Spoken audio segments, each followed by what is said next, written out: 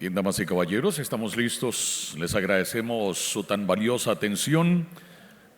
En este panel les agradecemos guardar el silencio correspondiente, más que todo es habilitar el sonido de sus teléfonos celulares para dar inicio ya oficialmente en este panel tan interesante cuyo tema es referente a la Caja Costarricense de Seguro Social. ¿Estamos listos entonces, verdad? Don Luis Fernando Salazar, el coordinador general de este primer Congreso Internacional, hará la invitación oficial a los panelistas, por favor, a que tomen sus lugares correspondientes en este escenario.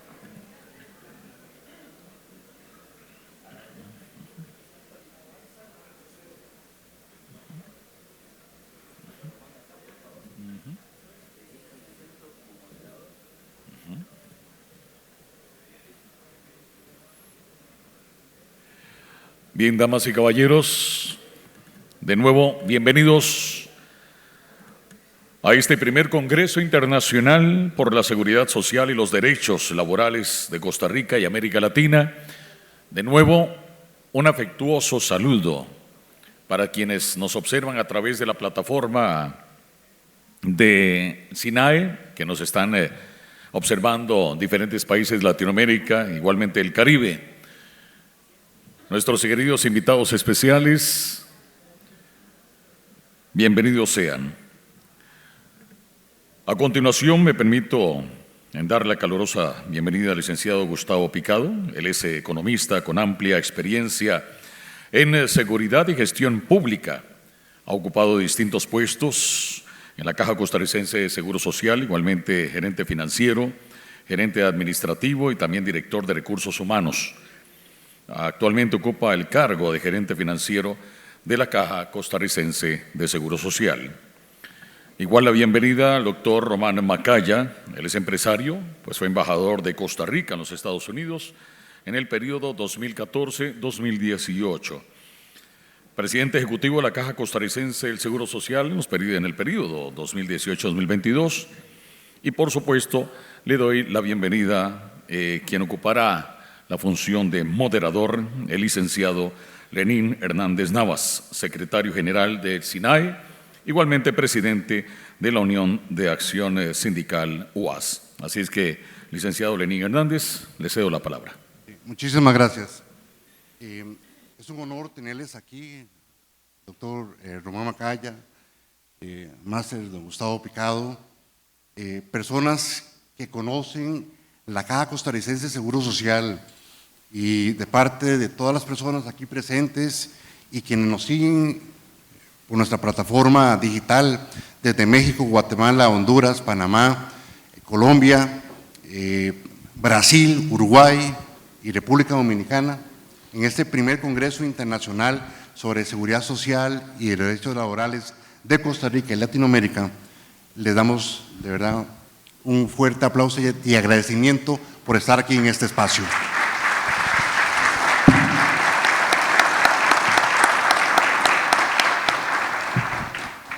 Ayer estuvimos conversando que Costa Rica tiene una particularidad en nuestra historia.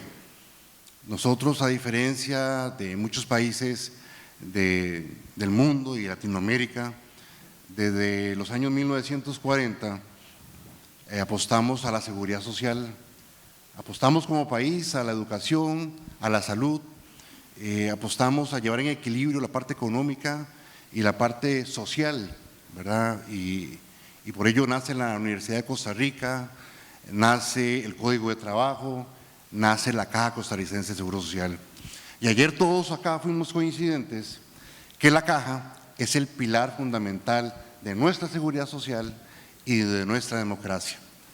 Por eso, en este espacio que vamos a compartir en los próximos minutos, y tomando en consideración que el mundo atravesó una fuerte pandemia, ningún país del mundo estaba preparado para abordar los pacientes sintomáticos respiratorios por COVID, y esto tiene una connotación.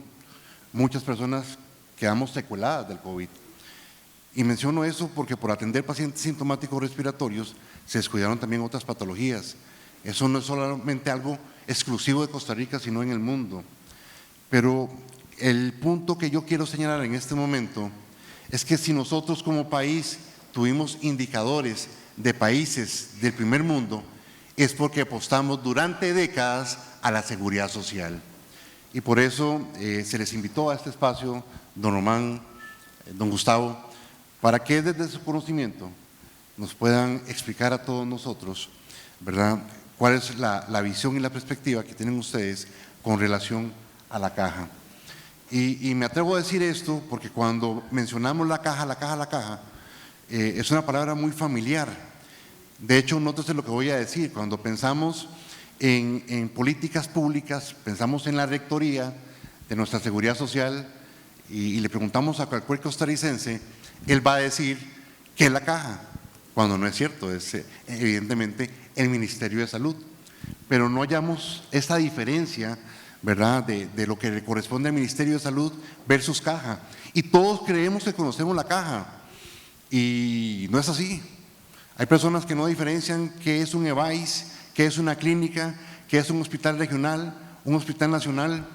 Hay quienes confunden que en los EVAIS se hacen procedimientos quirúrgicos y todavía, ¿verdad?, se atreven a decir eso públicamente y en conferencia de prensa, ¿verdad?, con ese enorme desconocimiento. Pero por eso estamos aquí, para aprender, y dichosamente que contamos con la presencia de ustedes dos, que conocen, don Román, usted como expresidente ejecutivo de la Caja, y don Gustavo desde todas las aristas en su transitada en la Caja, desde recursos humanos, dirección actuarial, gerencia financiera. Y volviendo a esa idea que todos conocemos la Caja, si quitamos el punto de vista de lo que significa simbólicamente para nosotros como ese pilar de la seguridad social, si vemos la Caja como una empresa, podríamos hablar de la empresa más grande de Centroamérica o una de las más grandes de Latinoamérica. Y a veces creemos que las decisiones solamente se toman a partir del cuerpo gerencial y no vemos toda la estructura que forja la Caja. Entonces, en virtud de esto, ¿verdad?, queremos escucharles. Entonces, sin más preámbulos, muchísimas gracias a ambos y don Román, le damos la palabra.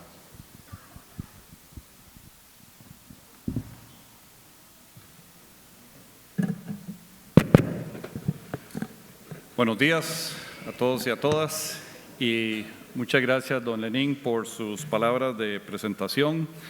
Es un enorme honor estar en este evento hoy tan importante organizado por SINAE y le extiendo un saludo especial a todos los sindicatos aquí presentes, igual a don Gustavo Picado.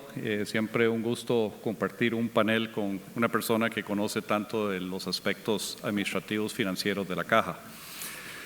Esta mañana hemos abordado un poco lo que es o lo que significa la transición demográfica en cuanto al impacto en el sistema de pensiones. Yo lo que quiero abordar hoy es qué significa el envejecimiento de la población en cuanto a impacto en los servicios de salud, en la demanda de esos servicios y tratar de cuantificarlo. Entonces vamos a primero abordar muy brevemente el envejecimiento de la población. En el 2020, un poco menos del 9% de la población costarricense era adulta mayor y ese número se va a extender o ampliar a casi 21% en solo 25 años de hoy.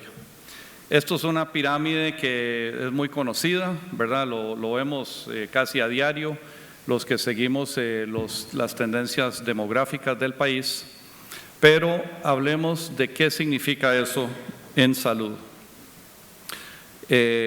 Bueno, el envejecimiento es multifactorial, no es solo que la gente vive más, sino que hay menos niños naciendo en Costa Rica.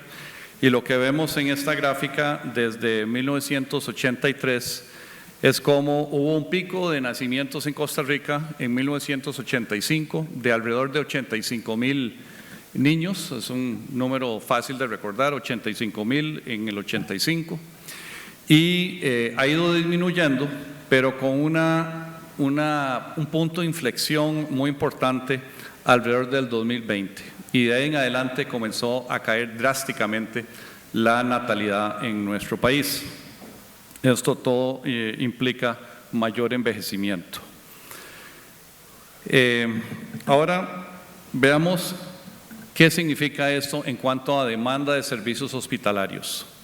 Esto es este rectángulo es una gráfica que es proporcional a la cantidad de días de estancia hospitalaria en toda la red de hospitales de la Caja. O sea, si uno suma todas las estancias hospitalarias en los 29 hospitales de la Caja, le da el área de este rectángulo.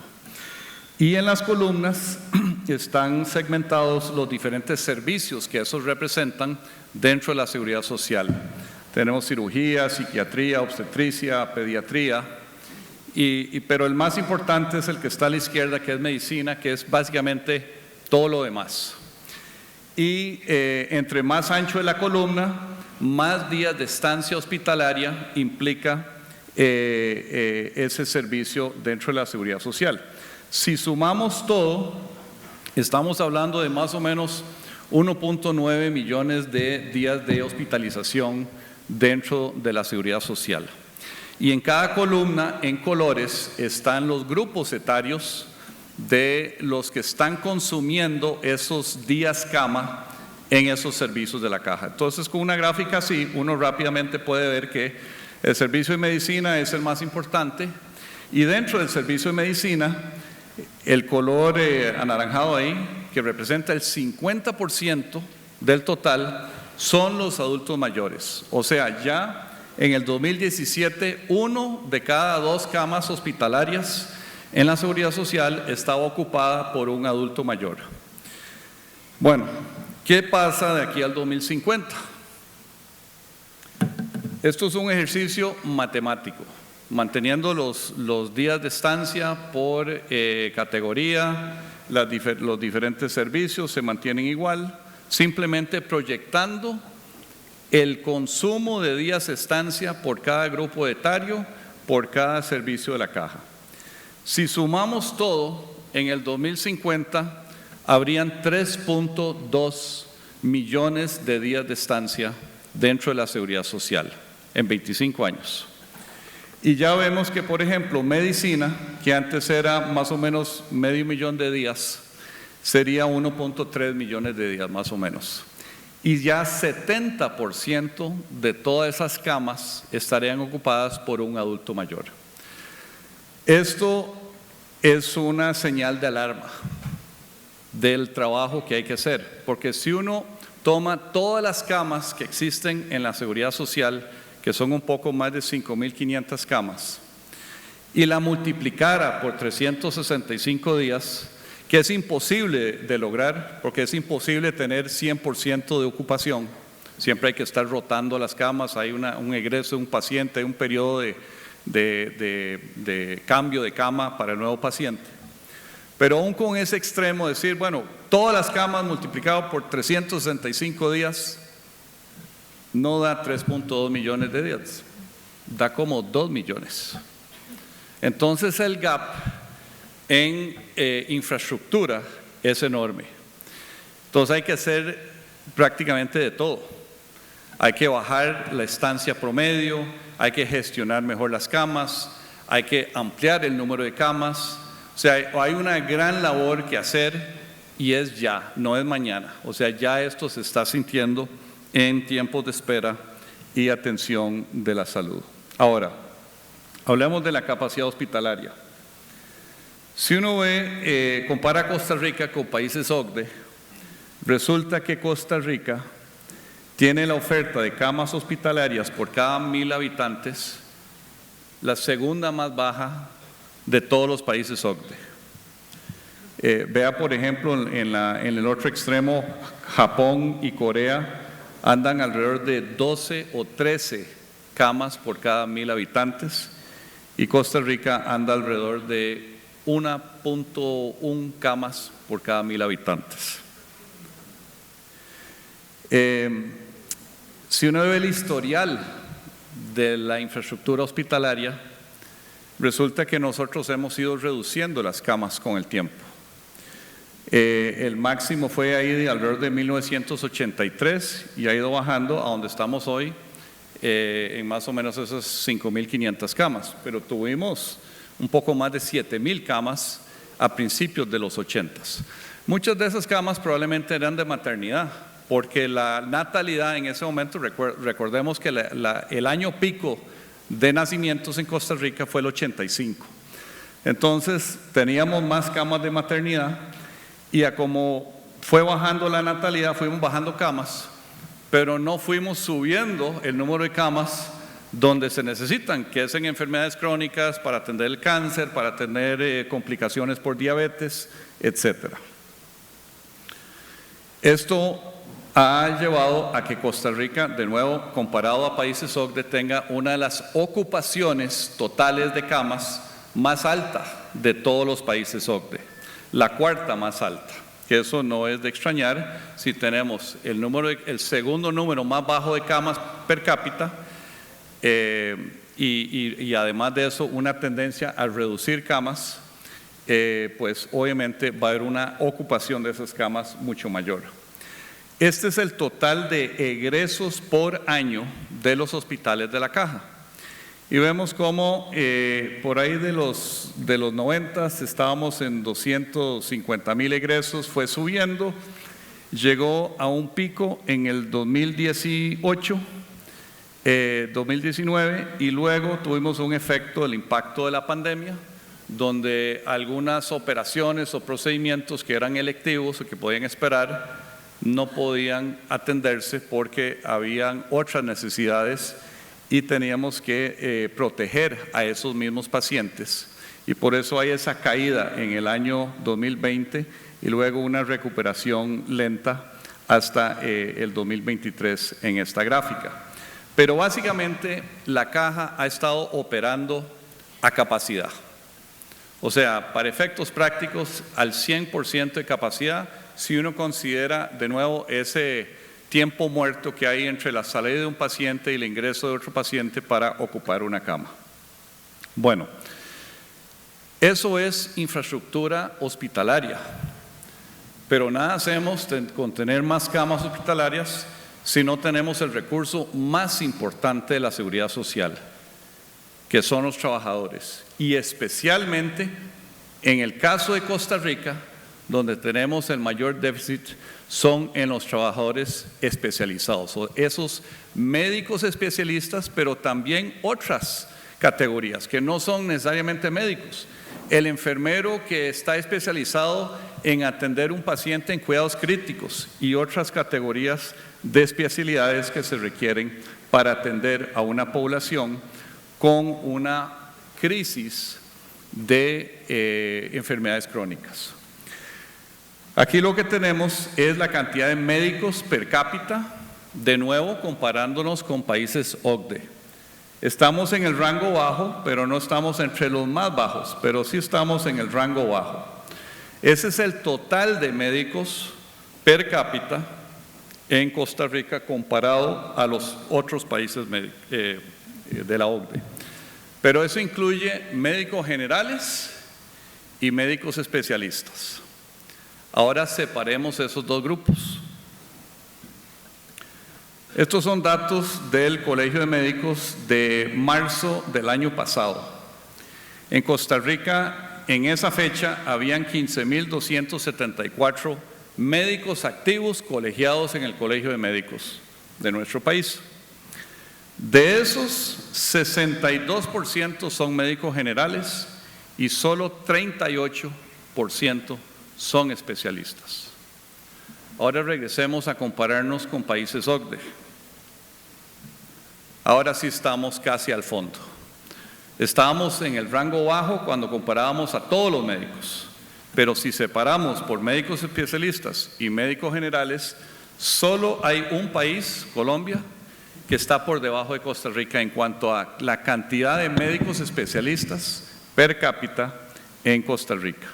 Vea donde, por ejemplo, un país como Estados Unidos, que está en el otro extremo, es casi 90% de todos los médicos son especialistas. En nuestro país es 38%. Si lo vemos per cápita y no como porcentual, igual estamos en el segundo puesto más bajo. Esto es cantidad de médicos especialistas por cada 1000 habitantes de nuestro país. Ahora, ¿a qué ritmo estamos formando especialistas? Porque los especialistas no es que nacen de la nada, hay que formarlos y son procesos de 4 a 5 años. Bueno, aquí tenemos en los últimos 11 años la cantidad de residencias en los colegios médicos, en las facultades de medicina, de las universidades que tienen facultades de medicina, que inician su formación de residencia para llegar a ser un especialista. Esto no es para médicos generales, ya superada la graduación de la etapa de médico general. ¿Cuántos inician por año la especialidad como residentes dentro de la seguridad social? ¿Por qué dentro de la seguridad social? Porque los hospitales de la Caja son los hospitales de enseñanza. En nuestro país las universidades no tienen hospitales propios. Entonces, en los últimos 11 años, solo 203 en promedio estudiantes de medicina inician por año su residencia. Y después, 4 a 5 años más tarde, están, digamos, terminando esa formación, ingresando ya a la práctica normal. Vemos cómo se cayó el inicio de residencias en el 2021-2022 por efectos de la pandemia. Se recuperó en el 2023, pero vea que ya en el 2024, el año pasado, se volvió a caer y por debajo de la tendencia normal. Y sin embargo, la población de Costa Rica se está envejeciendo explosivamente. Somos el país que más rápidamente se está envejeciendo en cuanto a cuántos años se dura en duplicar la población adulta mayor. Y ustedes saben lo que eso implica en demanda de servicios, en demanda de camas de hospitalización, y a eso agréguele procedimientos, citas especializadas, etcétera. Y estamos formando como si todo estuviera normal y no estuviera creciendo la demanda. Esto es de nuevo, una llamada de alerta. Ahora, la población general de Costa Rica se está envejeciendo y en esa población también están los especialistas. Los especialistas también se están envejeciendo. Entonces aquí está el total de especialistas en Costa Rica por grupos etarios. Entonces vean la columna de la derecha, la más alta de todas. Son los especialistas que hoy están activos, colegiados y que son ya adultos mayores ellos mismos. Entonces hay más de 1.100 especialistas que están a las puertas de jubilarse. Y vea lo que le sigue, ¿verdad? Hay una caída. O sea, lo que viene no va a sustituir esas jubilaciones de especialistas en nuestro país. Y no estamos ni siquiera arrancando nuevas formaciones con esto en mente. Entonces, el problema de listas o tiempos de espera, si no hacemos algo ya, se va a empeorar antes de que mejore. Esto es simplemente el proceso de formación, ¿verdad? Desde que alguien sale de la universidad como médico general, los exámenes que tienen que tomar, pero el cuello de botella es esa línea, esa flecha en rojo, que es los requisitos para entrar a la especialidad médica. ¿Y cuáles son las universidades que dan especialidades?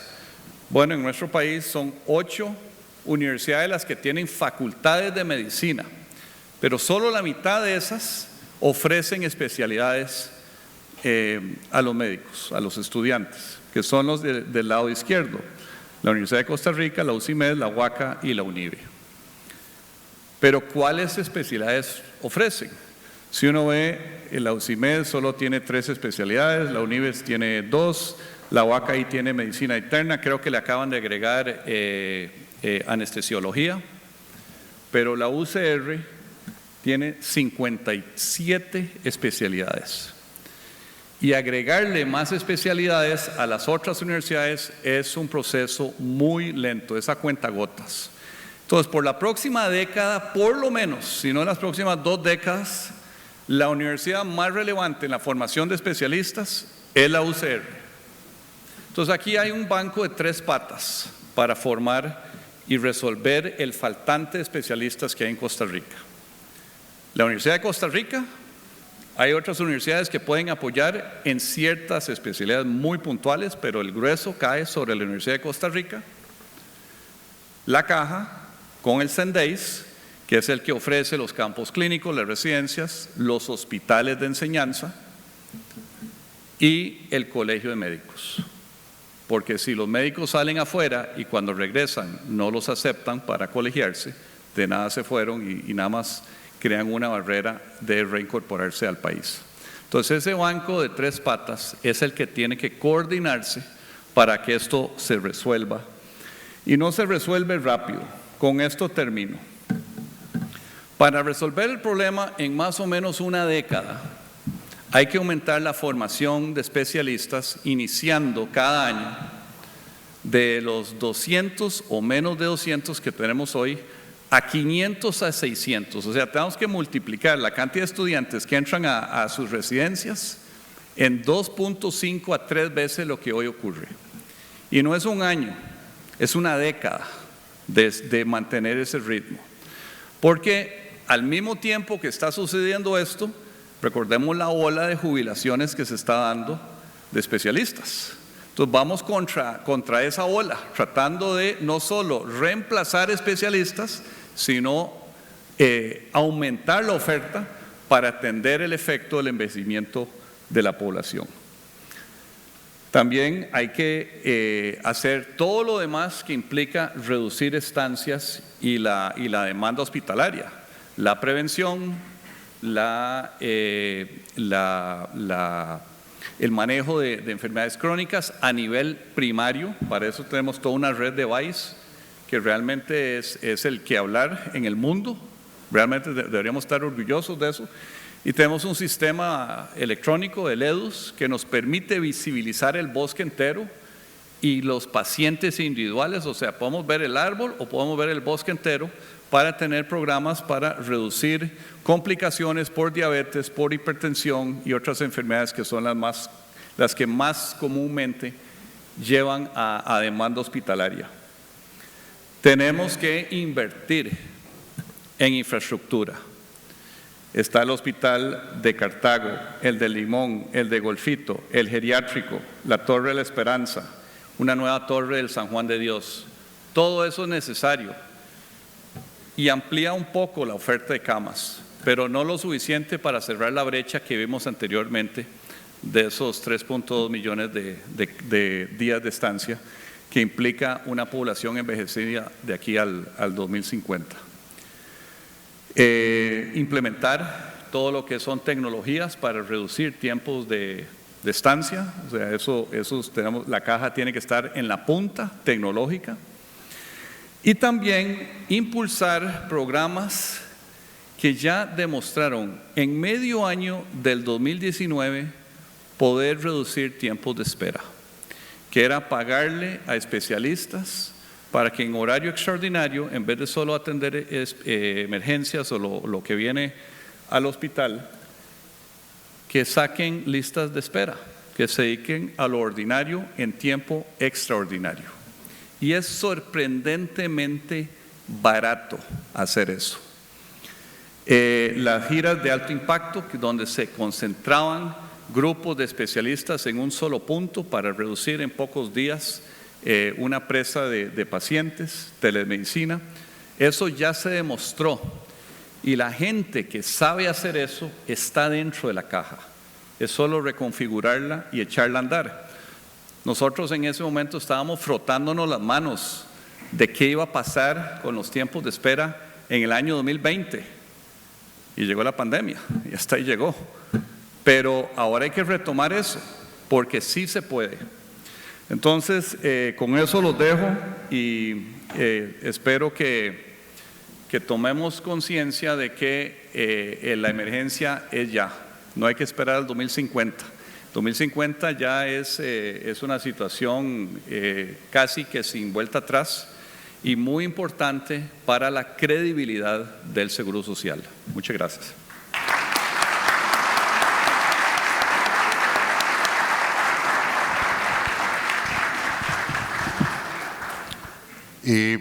Don Román, muy claro, muy diáfana su explicación con relación a lo que está ocurriendo con el envejecimiento de la población en nuestro país, pero nótese también algo que voy a mencionar ahorita. Estamos teniendo una expectativa de vida de países de primer mundo, entonces me parece que también eso hay que resaltarlo, de que hemos venido haciendo las cosas bien, que hay que hacer ajustes indudablemente.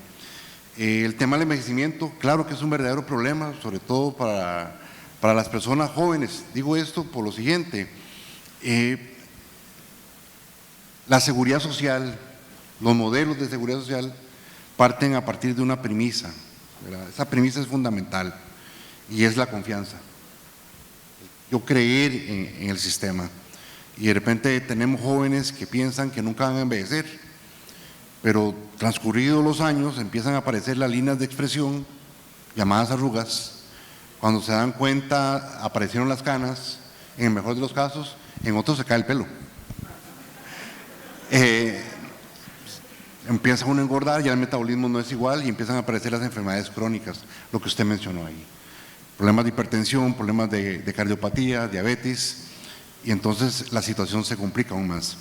Entonces, indudablemente hay que tomar las decisiones ya, y a muy buena hora que nos acompañen. Tenemos también el honor de la candidata y candidatos a la presidencia de la República, porque esto va a enriquecer sin duda alguna sus programas de gobierno.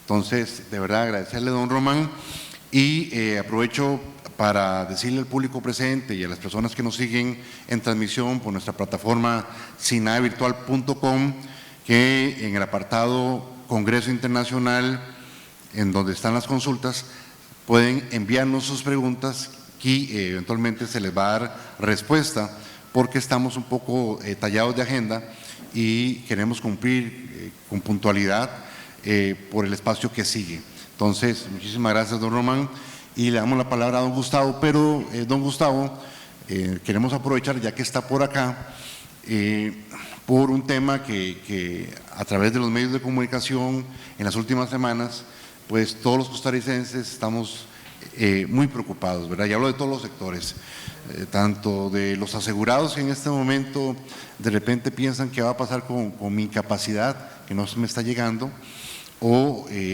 incluso la cadena de suministros en los diferentes centros hospitalarios, clínicas, EVAIS, por la implementación abrupta, ¿verdad? A pesar de las serias advertencias que le hizo la auditoría de la institución, gerencias, de que no era el momento conveniente de implementar un sistema que es importante, por supuesto que sí, para optimizar los recursos institucionales como es el ERP, ¿verdad? Pero cumpliendo a cabalidad las garantías técnicas respectivas, porque con la vida y la salud no se juega, ese es el punto importante, y la institución tiene que volver a tomar decisiones a partir de la rigurosidad técnica, no a partir de ocurrencias. Y esto afecta tanto a los sectores, porque en este momento, y ustedes lo pueden revisar, en este momento tenemos pendientes 160 millones de dólares para pagarle a proveedores, y tenemos la plata, lo que pasa es que no se puede tramitar el pago. Entonces ahora sí, de repente la Cámara Nacional de Salud, y los acuerpamos en su petitoria a la Junta Directiva que tomen las medidas respectivas, porque ya estamos teniendo un verdadero problema. Entonces, si en algún espacio de su ponencia nos puede explicar qué es lo que está ocurriendo, todos aquí, los que estamos presentes y las personas que nos siguen, se lo vamos a agradecer mucho. Sí, bueno, muchas gracias, don Lenín, muchas gracias a la organización que me ha invitado a hacer una breve exposición. Para mí es siempre importante tener estos espacios porque yo creo que también la gente nos ve mucho desde afuera y no necesariamente saben lo que estamos haciendo internamente. Para mí es un honor compartir con don Román Macaya, que ha sido presidente ejecutivo. Hoy particularmente tengo 3 ex jefes míos acá, don Fabio, que allá a finales de los 90 fue mi jefe, don Álvaro Ramos, que estuvo también, y don Román. Si quiere le respondo de una vez, Lenín, porque la presentación va en otra línea. Bueno, este tema del RP ha sido un tema central en las últimas sesiones de Junta. Ayer tuvimos 5 o 6 horas de deliberaciones y tal vez en el mensaje concreto, en el tema de proveedores, nosotros estamos desarrollando una estrategia y esperamos que a finales de la otra semana el ritmo de pago de los proveedores se incremente sustancialmente. Estábamos pagando alrededor de 700, 800 facturas por día y con el nuevo sistema, por el proceso que lleva de aprendizaje también y otras variantes, estamos pagando solamente 120. Hemos incorporado un equipo de 30 personas dedicadas a tiempo completo y nosotros esperamos que a finales de la otra semana y a finales de agosto podamos llegar a estar al día. Y eso me parece que es sumamente importante. En el tema de incapacidades ya se resolvieron las contingencias que tuvimos, pero en un comité ejecutivo en la que está la presidencia ejecutiva, los gerentes, el director del plan, definimos un plan de acción de 20 días para tratar de resolver los grandes inconvenientes que se han tenido que enfrentar y si se cumple, evidentemente continuaremos operando como ha sido siempre el deseo bajo esta nueva plataforma y si no se cumple, pues tendremos que tomar decisiones como cuerpo gerencial y junta directiva. Pero bueno, tal vez a la pregunta suya, que es donde más angustia hay en el tema de proveedores, estamos camino a resolverlo progresivamente. Don Gustavo, yo sé que no le corresponde y espero no comprometerlo, porque esta pregunta debería ser más orientada al director de innovación, pero la pregunta concreta es, ¿se tiene un plan de contingencia institucional?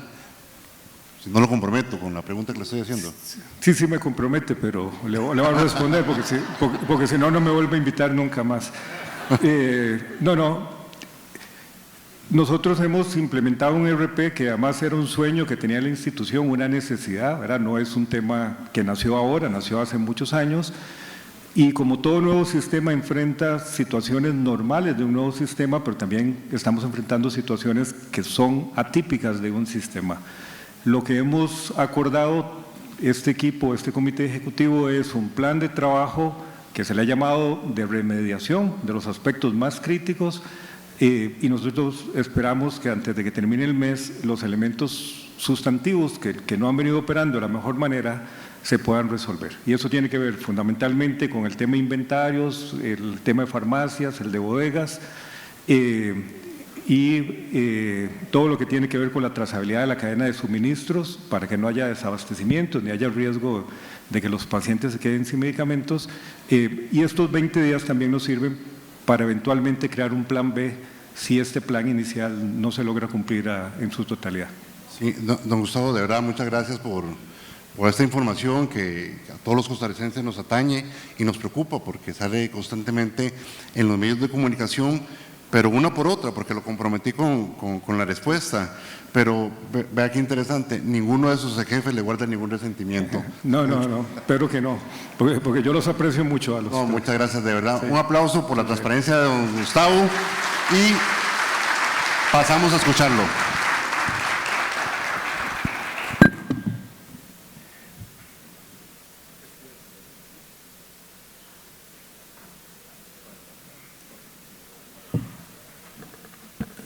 Bueno, muchas gracias.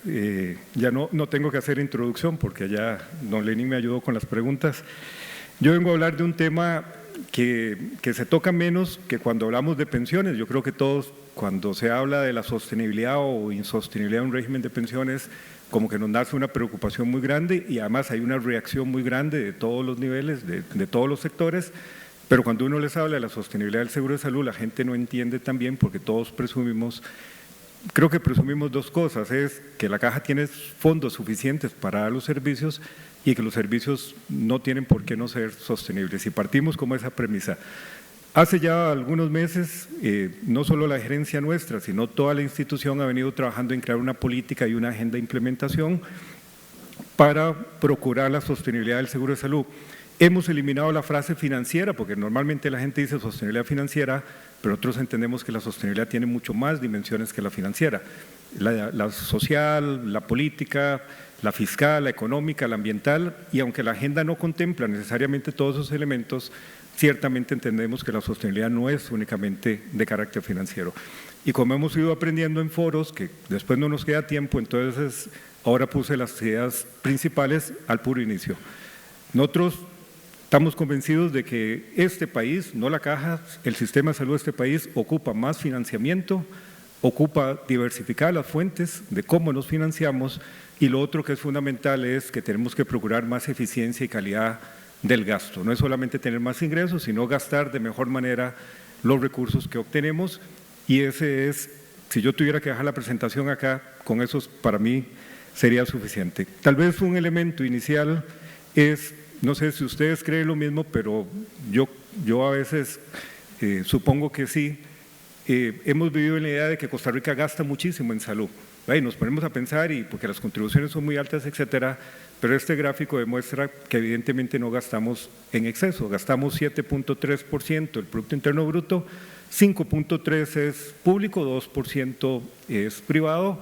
Somos el 10º país de la OCDE con menor gasto, y por supuesto tenemos que en el otro extremo los Estados Unidos con 16.8%. Más gasto no significa más eficiencia, ni más impacto, ni mejor salud, pero evidentemente Costa Rica tiene todavía un margen de crecimiento, yo diría no excesivo, pero hay que crecer. Nada más para dar un referente, porque siempre la gente pregunta ¿cuál es el nivel óptimo? Si 5.3 público no es óptimo, la OPS hace ya muchos años ha utilizado un umbral del 6%, y si uno utiliza el de la OPS OMS, significa que nosotros estamos subfinanciando por lo menos el gasto público en salud, a pesar de que creamos que la caja realmente administra muchísimos recursos, y eso también es así. Cuando nos vemos en el contexto de América Latina, somos un país que está gastando a la mitad de países, 1.566 gasto per cápita en el año 2019, detrás de Cuba, que es el país de América Latina con más gasto per cápita, 2.548, y la OCDE con $4.000. Y claramente lo que hemos dicho también es que con un gasto per cápita relativamente bajo, el país ha logrado resultados que están muy comparados con los países de más ingresos. Y eso tiene que ver no solo con lo que gasta uno en salud, lo que gasta en educación, lo que gasta en combate a la pobreza, lo que gastamos en electrificación, letrinización, salud pública, vacunación. Esos gastos tienen todo el sentido, porque no puede pensar uno que son solo hospitales o que son solamente áreas o clínicas lo que se ocupa. Y que me lo encontré recientemente, como toda presentación uno le va incluyendo algo que se encuentra. Hay un informe que lo que hace es proyectar el gasto corriente en salud para el 2050. Ahí es 2018, 2019, 2050. Costa Rica va a crecer ese gasto en salud en 3.6, y no estamos tan largo. Antes 2050 era como un referente y todos creíamos que el 2050 estaba muy lejos, ahora estamos a 25 años. Y eso significa que en los próximos 25 años el gasto en salud corriente va a ser casi 4 veces el que tenemos ahora. Y ahí tal vez el mensaje es muy claro, no hay forma de entender que el país no ocupa gastar más en salud. Habrá razones que más adelante las explicará. Román hizo referencia también a diferentes elementos. Y aquí viene un apartado para hablar de fuentes de financiamiento. Creo que en el caso de la caja, siempre digo, este gráfico es casi que innecesario, pero lo ponemos porque ayuda a ilustrar y a ver de una manera más directa. La Caja Costarricense de Seguro Social se financia fundamentalmente por las contribuciones de patronos, trabajadores y Estado, y trabajadores independientes y otros grupos que contribuyen. Más o menos el 83% en los últimos años han sido contribuciones, y evidentemente eso significa que estamos muy expuestos a lo que sucede en el mercado laboral y en el tema salarial, porque tenemos una altísima dependencia de eso. La barra que está en amarillo son las transferencias que hace el Estado por diferentes coberturas que le damos a grupos altamente vulnerables, y claramente en los últimos años esa participación ha caído. Ha aumentado La de otros ingresos, casi en el 2023 del 10.8. Tal vez los dos mensajes ahí es, dependemos de las contribuciones y las transferencias del Estado han ido perdiendo peso relativo en los últimos años. Y por supuesto también nos ha ido ocurriendo que las contribuciones sociales presentan menos dinamismo porque hay una serie de elementos de mercado de trabajo que nos están impactando.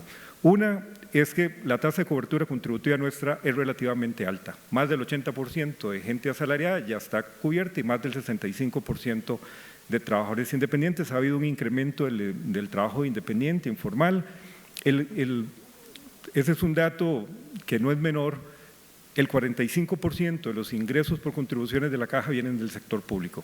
La Caja creció y se fortaleció mucho por el empleo público, por las contribuciones del empleo público. Los últimos años no han sido los mejores, ¿verdad? Hemos tenido 5 años ya a la vuelta de salarios sin aumentos y la ley de fortalecimiento, la ley de empleo público, más allá de lo necesario que fuera, ha tenido su impacto.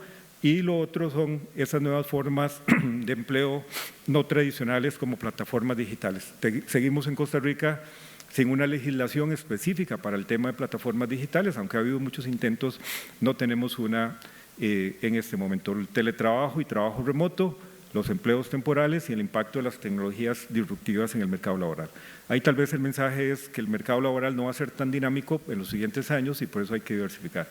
Esto, que tampoco es un dato desconocido, nos ha ocurrido que en los últimos años la deuda del Estado con la Caja ha crecido significativamente, rápidamente, exponencialmente. Solo en temas de intereses la deuda crece 350.000 millones al año, más otros incumplimientos en las transferencias que se tienen que hacer. Y nada más para decir que la deuda hoy alcanza 4.4 billones, lo que representa el 8% del Producto Interno Bruto. Una discusión de país también ha sido el nivel de las contribuciones sociales. La gente dice que son muy altas y no hay forma de decir que no son muy altas, son casi 40% lo que se cobra en las planillas. No todo va para la Caja, 15% va para el Seguro de Salud, 16% va para el Seguro de Pensiones y también le recaudamos a las operadoras, al INAH, IMAS, pero en conjunto es 40%. Eso significa que cada patrono que registra un trabajador tiene que darnos al mes por cada 100, 40 colones, ¿verdad? Y hay parte que financia al trabajador, pero evidentemente es unas tasas de contribución que son relativamente altas. Este es un gráfico muy interesante. Si algo le permite a uno estar en la OCDE es precisamente tener información que antes no teníamos. Hay una encuesta que se hace entre países seleccionados de la OCDE y lo que se le pregunta a la gente es qué tan dispuestos están a pagar un 2% adicional de sus ingresos en impuestos o contribuciones sociales para beneficiarse de una mejor provisión y acceso a 5 servicios. Y la respuesta mayoritaria es que la gente estaría dispuesto a esa casi en un 55% cuando se trata de servicios de salud.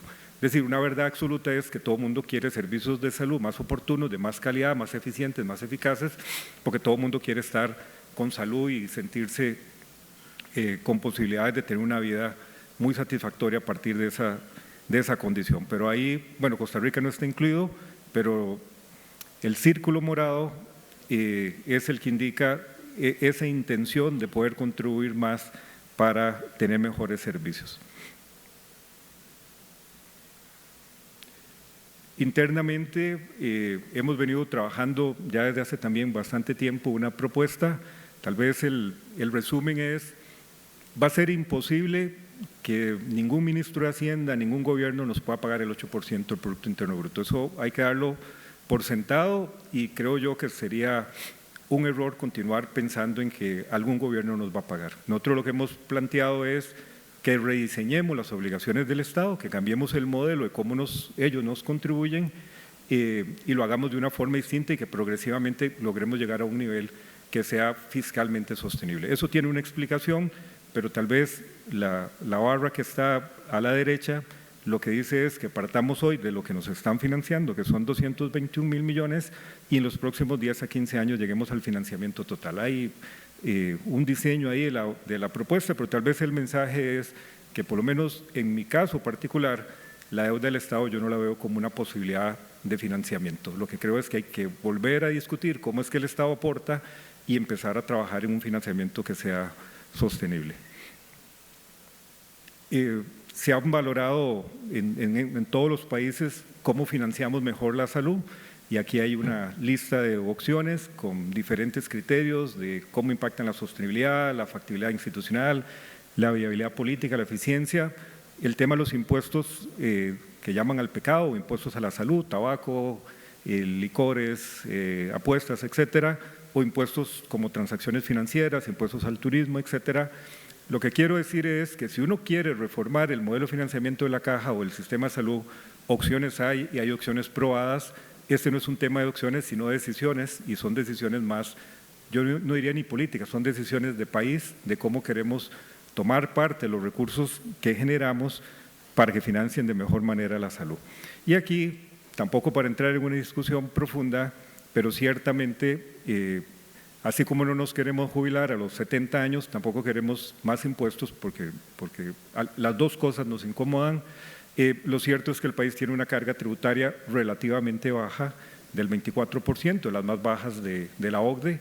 Hay países como Francia que superan el 45%, Dinamarca, Bélgica, etcétera. Y yo sé que siempre es una discusión incómoda, pero el mayor financiamiento de la salud y de pensiones y el gasto social de algún lado va a tener que salir, no es que se va a generar de manera espontánea. Y aquí cierro con 5 ideas claves que nada más es para reiterar. El gasto público nuestro es menor al umbral del 6%, nos financiamos fundamentalmente por contribuciones, los impuestos siempre han sido menores. Si alguna vez han oído un impuesto al tabaco, nos dan 3.500 millones, que eso no tiene absolutamente ningún impacto en las finanzas. Hay un incumplimiento histórico crónico, sobre todo en los últimos tiempos, de los aportes del Estado a la Caja. Hay recomendaciones de la OCDE de cómo reducir las cargas sociales, sobre todo de programas como INA, IMAS, FODESAP, y en ingresos futuros hay que valorar que el mercado no va a ser tan dinámico, hay que buscar alternativas de financiamiento. La segunda parte de la presentación tiene que ver ya no con el lado del gasto, no con el lado de los ingresos, sino con el lado de los gastos. Y aquí yo creo que también hay coincidencia sobre factores endógenos y exógenos que inciden en la sostenibilidad financiera del seguro de salud: enfermedades crónicas no transmisibles, envejecimiento poblacional, una productividad limitada en ciertos procesos, hay una brecha de inversión en el primer nivel de atención, hábitos y estilos de vida saludables, la hamburguesa y la gaseosa, y accidentes de tránsito, violencia social, que ha crecido evidentemente, escasez relativa de personal especializado que don Román ahora analizaba de manera tan profunda. Datos que también todos conocemos: el porcentaje de población mayor de 65 años, Costa Rica en el año 2050, 1 de cada 5 costarricenses va a ser un adulto mayor. Hoy en día, bueno, en el año 2015 eran solamente 8, crecemos aceleradamente y nos ubicamos en una posición bastante cercana a los países que tienen envejecimientos más avanzados. Esta que por alguna razón a mí me parece muy interesante es que Costa Rica es el tercer país de la OCDE con las tasas de sobrepeso y obesidad entre adultos. Normalmente la decimos después del café, porque si la dice uno antes probablemente la gente no tome café ni bocadillos, pero esta es casi el 70%, y ahí hay también un mensaje de que al final la salud no la crea la Caja. La gente tiene esa intención de que hay que cuidarse, hay que tener estilos de vida saludables, hay que comer bien, y nosotros tenemos el tercer lugar después de México y Estados Unidos en la OCDE sobre sobrepeso y obesidad. Esto es redundar cómo está creciendo el envejecimiento, cómo está creciendo la obesidad y el sobrepeso tanto en América Latina como la OCDE, datos que creo que son bastante intuitivos. Y Costa Rica no es el país donde pasan más accidentes de tránsito, pero sabemos que por lo menos provoca 1.000 muertes al año, mucho más que muy cerca de los homicidios que están pasando en este país. Hay países donde manejan peor que nosotros, pero lo hacemos bastante mal. Si no han visto la película Fórmula 1, no se van a impresionar, porque más o menos aquí se maneja como en la película, pero estos son los datos, y uno no solamente en las muertes, sino la cantidad de atenciones que tiene que la Caja dar en consulta externa y hospitalización, ¿verdad? Eso ha crecido significativamente, y eso lo que hace es también reducir el espacio de la atención de la caja para listas de espera. Y a partir de este análisis, nosotros estamos desarrollando un concepto que es una política entendiendo que ocupamos más ingresos, pero también ocupamos ser más eficientes en la forma que gastamos. Y tal vez el mensaje que está en el recuadro de la derecha arriba dice: se ha estimado que del 20 al 40% del gasto en sistemas de salud a nivel mundial se desperdicia debido a la ineficiencia. Eso es de un informe del 2010 de la OMS, y después hay evidencia ahí, sobre todo generada por la OCDE en los últimos años. Hay muchísima literatura, ahí nada más quisimos poner algunos de los documentos que se han publicado. Uno muy reciente, que es el tercero de la primera fila, que se llama Gasto Inteligente en Salud, cómo hacer que cada peso cuente, y ese es del Banco Interamericano, pero abajo está sobre todo la producción de la OCDE con diferentes informes y evidencia. El gasto ineficiente ocurre por diferentes motivos, pero hay 3 categorías. Los pacientes no reciben la atención adecuada, se puede obtener los beneficios con los mismos recursos y se desvían necesariamente los recursos de atención al paciente, y ahí hay un concepto de fraude, abuso y corrupción, que ahorita veremos unas estadísticas interesantes. Uno de los indicadores de eficiencia de una intervención es el número de cesáreas, eso es también un tema interesante. La OCDE lo que establece es que aquellos sistemas que hagan más de 15% de nacimientos vía cesárea es una forma ineficiente de llevar a cabo la intervención. Hay muchísima evidencia científica, médica, que un parto por cesárea genera una serie de dificultades al hijo y a la madre, o a la hija y a la madre, y por eso este es un indicador global. Nada más vean ustedes que República Dominicana, que es el que está al final, casi 60% de los partos son cesárea y no partos naturales. Otros indicadores como ingresos hospitalarios evitables en adultos mayores. Costa Rica en diabetes tiene todavía una oportunidad, con un mejor control clínico, con mejor intervención de prevención y promoción, de reducir la cantidad de personas que se hospitalizan. Eso es evitable, pero hay que tener estrategias y gastar en eso. Evidentemente, Costa Rica, a pesar de que tiene un modelo basado en atención primaria de salud, registra una de las peores tasas de pruebas de detección de cáncer. Vean ustedes en el gráfico, mujeres de 20 a 69 años sometidas a prueba de detección de cáncer, en Costa Rica solo el 25%, pero en la OCDE casi 60%. A pesar de que tenemos un EVAIS, un sistema muy sólido, tenemos ahí brechas importantes. Esta era la que les hablaba de tasas de sobornos en hospitales públicos y centros de salud, porque también se considera una forma ineficiente del gasto. Costa Rica tenemos la suerte de tener la tasa más baja de esta colección de países, que son de América Latina, el 4% con relación a la media, que es del 11%. Aquí nada más quería comentarles que todo este trabajo todo este análisis y exposición se está desarrollando ahora a partir, o la respuesta es una política institucional de sostenibilidad del seguro de salud. Le hemos utilizado el eslogan de una caja para siempre, porque sostenible es precisamente lo que andamos buscando, que la caja sea para siempre, y además de la política lleva una agenda de implementación que ya son proyectos, programas y actividades específicas. Además de elementos o componentes que teníamos en la política anterior, esta política tiene un énfasis en eficiencia y calidad del gasto, y tenemos en este momento alrededor de unas 50 iniciativas que van evidentemente a tratar de impactar eso. Tenemos una serie de enunciados ya desarrollados, y finalmente en un componente, nada más quería ilustrar, que se llama gestión operativa y eficiencia en servicios de salud. Ahí hay listadas alrededor de 10 iniciativas que se van a poner en práctica evidentemente para buscar esa eficiencia y calidad del gasto, que incluye una gama de programas e iniciativas que en el mediano y largo plazo deberían tener un alto impacto. Y esas son las ideas finales. La primera es que se ocupa más financiamiento público. Los ingresos adicionales del seguro de salud, nosotros hemos calculado que deberían estar en el rango del 0,75 al 1% del Producto Interno Bruto, que permita cerrar brechas de personal, infraestructura y equipo de los 3 niveles de atención. Ese es un 1%, yo diría que no se ocupa hacerlo ahora, pero en un plazo de 10 a 15 años progresivamente se podría cumplir. Hay que diversificar mucho más las fuentes, y nosotros creemos que si bien la caja puede impulsar algunas reformas, tiene uno que tener voluntad del Ministerio de Hacienda y Asamblea Legislativa. Nada hacemos nosotros con redactar proyectos de ley, con impuestos o con otras formas de financiamiento, porque aquí obviamente la agencia que hace rectoría en materia tributaria es Hacienda. Debe haber una política basada en la eficiencia y la calidad del gasto, no solamente tener más ingresos, sino gastar de mejor forma. Hay que reducir la incidencia de factores generadores de costos al sistema, no podemos convivir con tasas de sobrepeso y obesidad, no podemos convivir con consumos de alcohol o con accidentes de tránsito como los niveles que tenemos.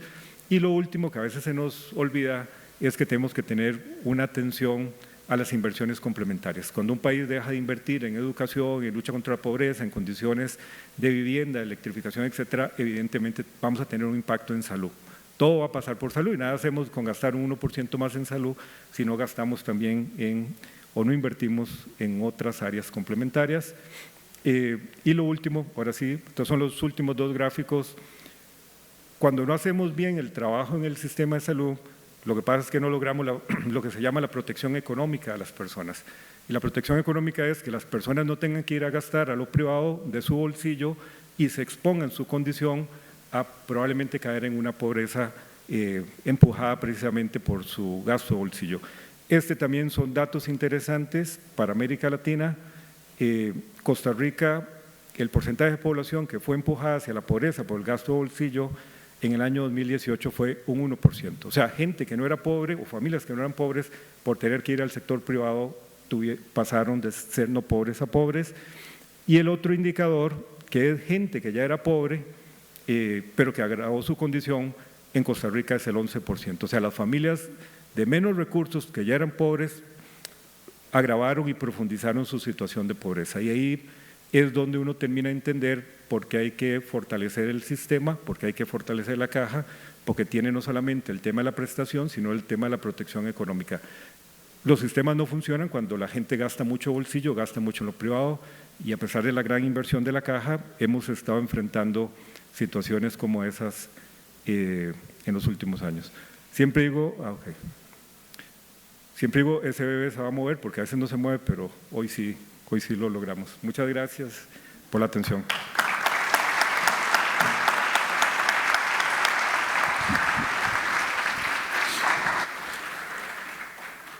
Extraordinaria presentación la de don Gustavo.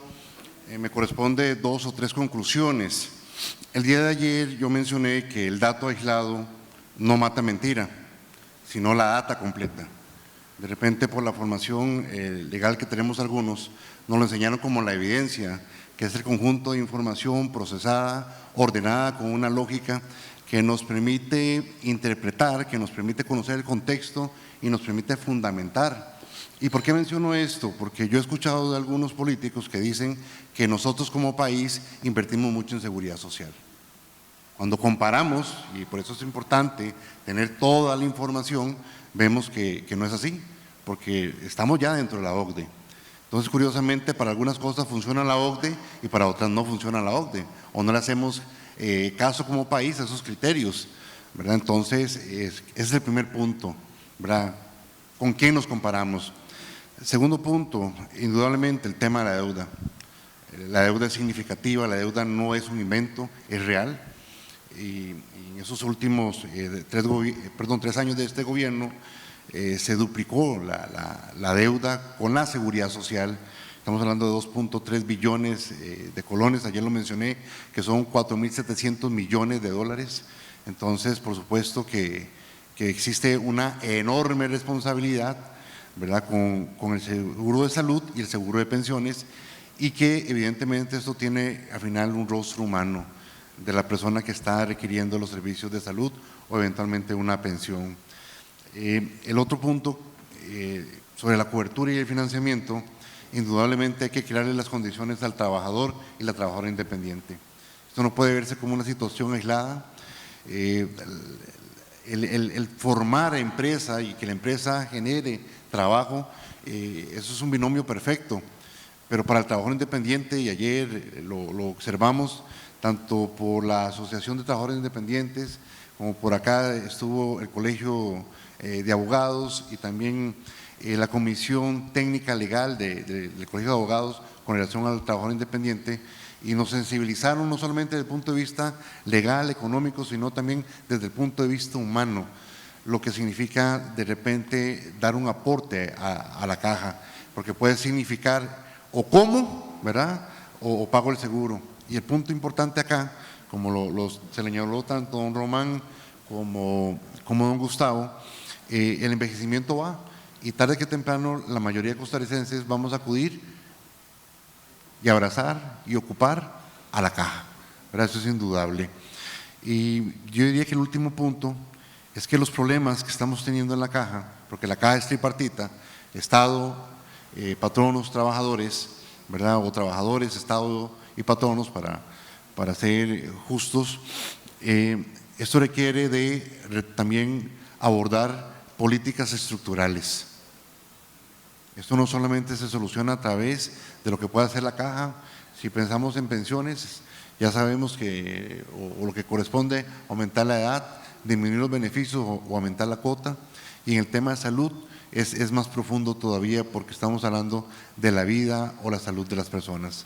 Entonces, ocupamos soluciones estructurales, y me parece indudablemente que este primer Congreso Internacional sobre la Seguridad Social y Derechos Laborales no solamente nos ayudan a informar, sensibilizar y concientizar, sino que de aquí pueden generarse muchísimas propuestas que vengan a fortalecer la seguridad social de Costa Rica y Latinoamérica. Y nótese algo, nosotros copiamos el modelo de seguridad social de Chile, ¿verdad? Ya todos sabemos de repente lo que ha venido ocurriendo en nuestro hermano país con relación a la seguridad social, y creo que estamos a tiempo de tomar las decisiones correctas en el momento oportuno a favor de todas y todos los costarricenses. Pero antes de finalizar, don Román y don Gustavo, sus últimas palabras, ¿verdad?, su mensaje final para todas y todos nosotros aquí presentes y los que nos siguen en plataforma digital. Adelante, don Román. Bueno, muchas gracias, don Lenín, y a toda la audiencia por su tiempo. Voy a ser muy breve. La caja tiene grandes desafíos, muchos generados del propio éxito del modelo de la seguridad social. Y algo que hay que reconocer es que el envejecimiento de la población nos lleva a invertir más en salud. Eso no hay cómo brincárselo. O sea, en todos los países que se envejecen, el sector salud se vuelve el sector más grande de la economía. Pero hay soluciones, y muchas, si no todas, esas soluciones, bueno, tal vez no todas, pero la gran mayoría, se encuentran dentro de la seguridad social.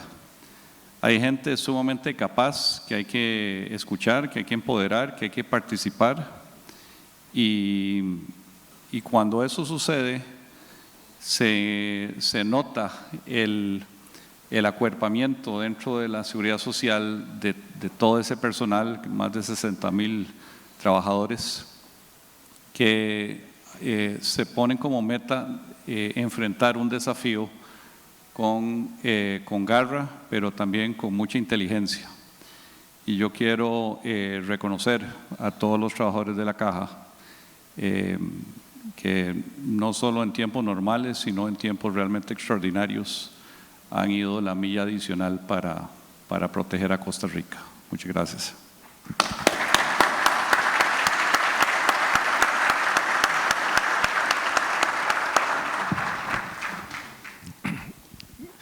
Bueno, tal vez el mensaje mío es, nosotros tenemos una ventana de oportunidad, yo diría unos 5, 8 años, donde hay que tomar decisiones. La situación financiera, al menos del seguro de salud, es una situación muy sólida. Lo vemos con construcciones como Turrialba, Punta Arenas, las adjudicaciones a Cartago, las licitaciones recientes del Hospital de Limón. Estamos construyendo 30 áreas de salud nuevas. Este año se van a crear 3,000 plazas, cosa que no hacíamos desde hace muchos años. Y a mí me parece, siguiendo lo que don Román plantea, que no es un tema que no haya alternativas de soluciones técnicas. Aquí lo que se ocupa es una voluntad de la sociedad como un todo porque las decisiones pasan por ahí. A veces nosotros mismos como caja nos quedamos muy solos o nos dejan muy solos, pero la caja no es más que una institución de toda la sociedad y de todo el país, y yo creo que tenemos el momento más apropiado cuando las finanzas son suficientemente robustas para poder seguir invirtiendo y gastando, pero para aprovechar este tiempo en tomar decisiones, ¿verdad? Yo creo que alternativas probadas, alternativas con alto impacto no faltan, lo que hace falta es una decisión de la sociedad y política sobre todo. Pero yo le agradezco mucho, don Lenín, y a todos que nos hayan permitido tener este espacio, ¿verdad? Porque también creo que es importante que la gente escuche lo que internamente los cuadros técnicos de la institución están trabajando y pensando. Muchas gracias.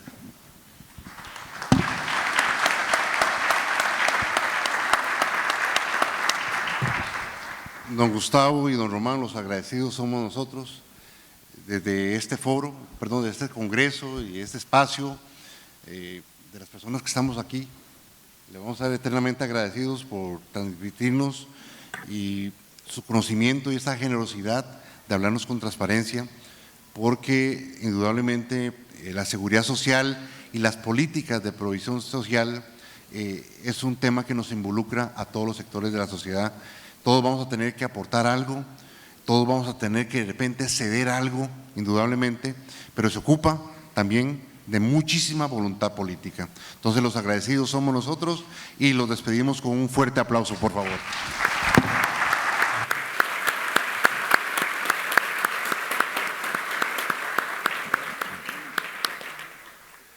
Bien, seguidamente les haremos entrega un muy merecido reconocimiento por parte de nuestros compañeros de Junta Directiva, Carol Estrella y Ariel Arias, a nuestros queridos panelistas, al licenciado Gustavo Picado y al doctor Román Macaya. Muchísimas gracias por estar aquí con nosotros.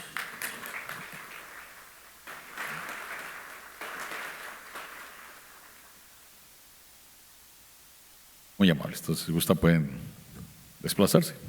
Gracias.